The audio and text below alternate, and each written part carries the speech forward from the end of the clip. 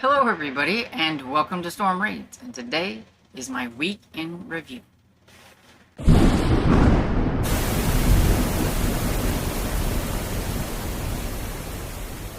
So like I said, today is my weekend review, and that is where I'm going to wrap up the previous week and let you know what I read and what I'm currently reading, and some booktubers or YouTubers that I've watched, and things like that, just entertainment and stuff. This is for September 28th through October 4th. And so I've read 5 books, which is pretty good. A lot of these, especially during the end of September, it was like I was finishing up some books that I was in the middle of.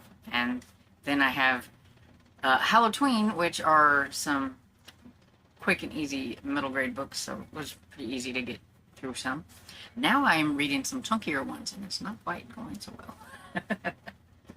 Anyway, so I have The Poacher's Son by Paul Dwarian. I'm trying to remember how I'm supposed to say his name. And this is the first book in the I want to say it's the Mike Budowitz series, but I could really be butchering that because I don't have the actual name in front of me. I'm just going off of the top of my head. And I think that's what it's called, but it's about a game warden. It's first in the series. And in this one, it has Mike. He's a young, just kind of newbie game warden and everything, and he finds out that his father is being accused of killing a policeman, and he's had some serious issues with his father in the past. His father is a poacher. His father kind of does his thing, surviving off the land thing, and doesn't, it's kind of weird that Mike decided to go into the game warden business knowing what his father does. But he doesn't think that his father done this, and he's really kind of torn. I mean, he knows his father's done a lot of bad things, but he doesn't think that his father would actually kill somebody. And so he's kind of trying to figure out what's going on with that. But because of what has happened with the policeman, and then another one was injured and things, some people don't want him around, don't want him looking into things, and he has a little bit of a hot head at times when it comes to, I think, people killing animals and poaching and things, and I think a lot of it's because of his father. There was this one bear that he was trying to deal with, and this one guy who went ahead and killed the bear and was put food out to bring it in to kill it because it killed some of his, I think, pigs or something, which is illegal. You're not supposed to do that kind of thing. But he wanted, it was kind of like paybacks for killing his animals. He wanted to kill that animal, and it really made Mike really mad. So he gets a little bit in trouble by his boss and stuff, which kind of gives him a little bit of a chance to go and look into what his father was doing and things. It ended a lot different than I thought it would, which was quite interesting. I did find the ending to be really interesting, and I'm curious about the series as a whole. I think it'll be interesting to watch Mike grow as a game warden, and, maybe he'll come from this fresh, new, kind of hot-headed young man to seeing how it's going to go as the series continues and everything. But yeah, I liked it. I thought it was a nice, solid entry for a first book. And then I have Quint and Dirk's Hero Quest. This is by Max Brailer, and it's the 7.5 in the Last Kids on Earth series. Super fun. A lot. Dirk and Quint and Dirk are on their own little quest. They kind of they were fighting some monsters at the beginning, and Quint is trying to learn how to be a conjurer, and he does his little spell or whatever, and it sends them somewhere else. And at first he thought, oh my goodness, they've sent us to the past, but it was just a movie set that looked like a past and everything. But they are sent and are separated from Jack and June, and so now they have their own little quest that they are doing, and helping this little town of monsters and things, fight against the bad monsters and everything. So it was really cute. And like I've always showed before, the end pages are like really cool. But it always has like a lot of really cool like graphics and everything. Like it's very heavily graphic. Very, very heavily illustrated. That is the word that I'm wanting. And so yeah, it's a lot of fun. I like this series. Then I have The Gathering by Dan Plabocki, and this is the first book in the Shadow House series. There are 4 books in this series, and I would say if you're going to judge a book by a cover and how spooky it is when it comes to middle grade, you can pretty much judge that if the cover looks creepy and spooky, then the insides is probably going to be creepy and spooky. I didn't find it to be that scary, but there were some atmospheric kind of tense parts in it that I think others will find spooky. So, not only as an adult know your spooky level, but if you have middle graders, know what they can handle and what they can't handle when it comes to like intense kind of spooky situations with ghost children and things like that. And then What Fell from the Sky by Adriana Cuvaz, and I thought this one was okay, but it wasn't my favorite of hers. I definitely liked the other 2 books that I've read by this author more. I think this one will fit for some people more than it did me. It is about an alien girl that gets separated from her parents, and I'm talking about aliens from like the sky, and where she lands in Texas, a bunch of military people come there. Supposedly, they're going to be using it as a training ground for communists because it's during like 1969, I think it is. It is historical. But then, basically, what they're doing is they're trying to search for this alien girl and everything, and these kids are trying to help her get away from them and try to find where her parents are being held because they have her parents and they know she's there, and they're trying to find her. And then the last one I have is Little Nobody by Corey Merritt, and this is the 3rd book in the No Place for Monsters series. I don't know if it's the last one or not. It is the current one that is out. It left it to where there could be more, but I don't know if there's going to be. So I'm going to consider myself caught up for now. If in a couple of years I never see another one, then I will add it to my finished list. That's how I kind of do things when I'm caught up with stuff, because you just never know. But it wasn't my favorite in the series, probably my least favorite and everything, but it was still good, and I do think it's a series you should read in order because they do mention like some stuff that happened in like the first book in the series. Though I just thought this one overall had a different vibe from the first 2 books.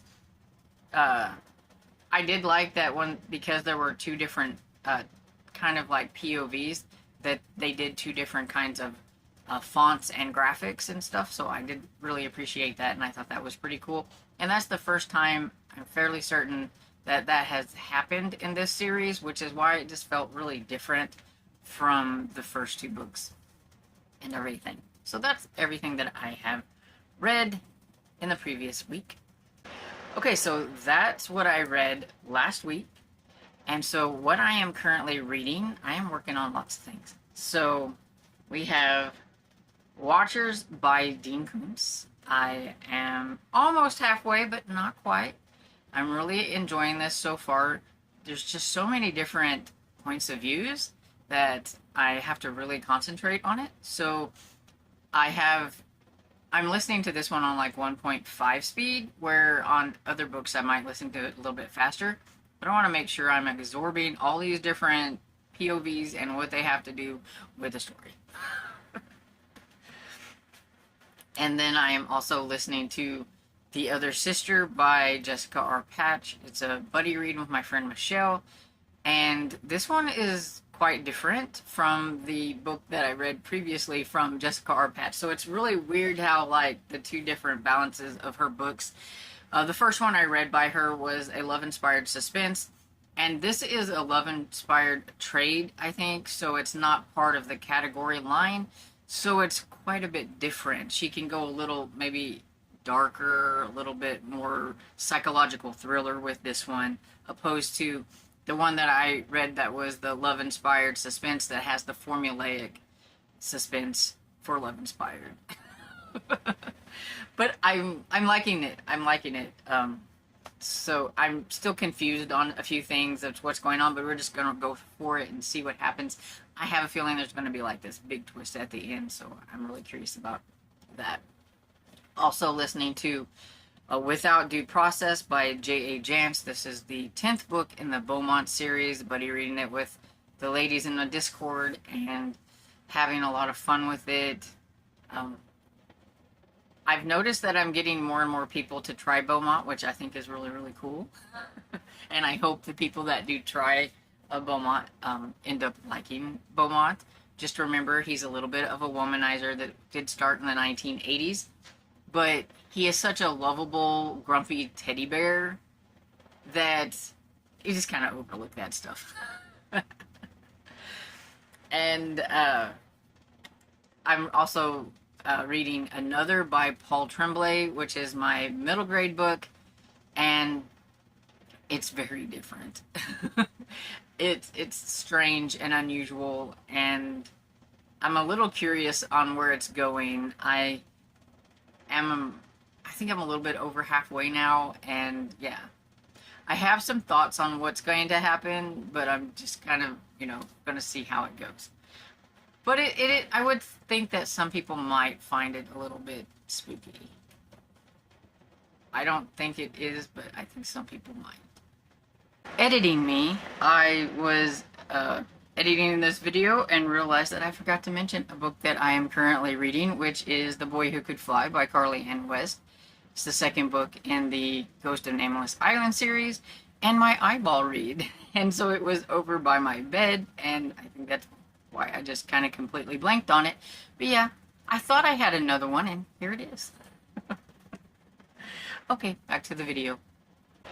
So now we'll talk about some booktubers that I watched, because this time I'm just going with straight booktubers, no other YouTubers or anything. So I have Nicole from Noteworthy Fiction. I watched her September wrap-up and everything. She always reads books that I would probably never read, but it's always interesting to see what she's reading, what she thinks about the books that she's reading. Then I watched Pages with Paige, and she did her October TBR, and I have an oasis of books. She is doing a little kind of reading challenge called Suspense in October, and she is encouraging people to read Mary Stewart books.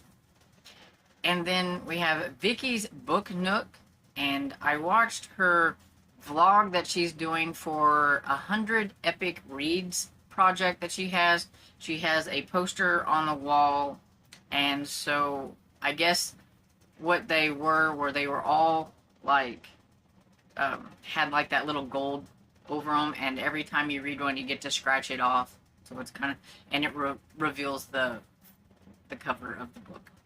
And so in her vlog she picks two books out of her jar and decides which book she's going to read. And in this one she did Lolita. I don't remember who it's from, but I know I've heard of it, and it's a little taboo book and everything. So it was interesting to see her thoughts on that book. And then what did I watch TV and movie-wise? Not really much. I pretty much continued watching X-Files, but I didn't watch any movies. And then I always have my background stuff going, and I've been kind of on a Columbo kick, and I've been watching a lot of Columbo. But I have watched a few episodes of Scooby-Doo in the background. So, yeah. But my main concentration, I'm trying to get through X-Files, but usually just a couple of episodes here and there. My goal is to make it farther than the 4th season, since that's always seems to be about where I stop. But I'm still only on season 1, but I'm at the end of it. And so that's everything. So I will ask you, like I always do, Let me know a book that you read last week that you really enjoyed, or something that you're currently working on. Is there a YouTuber that you watch that maybe you don't normally watch and you want to let us know about that? Or if you watched a TV show or a movie that you would like to mention, do so down in the comments. And I hope you enjoyed this video. And if you did, please give it a thumbs up and subscribe. And I will see you all in the next video. Bye.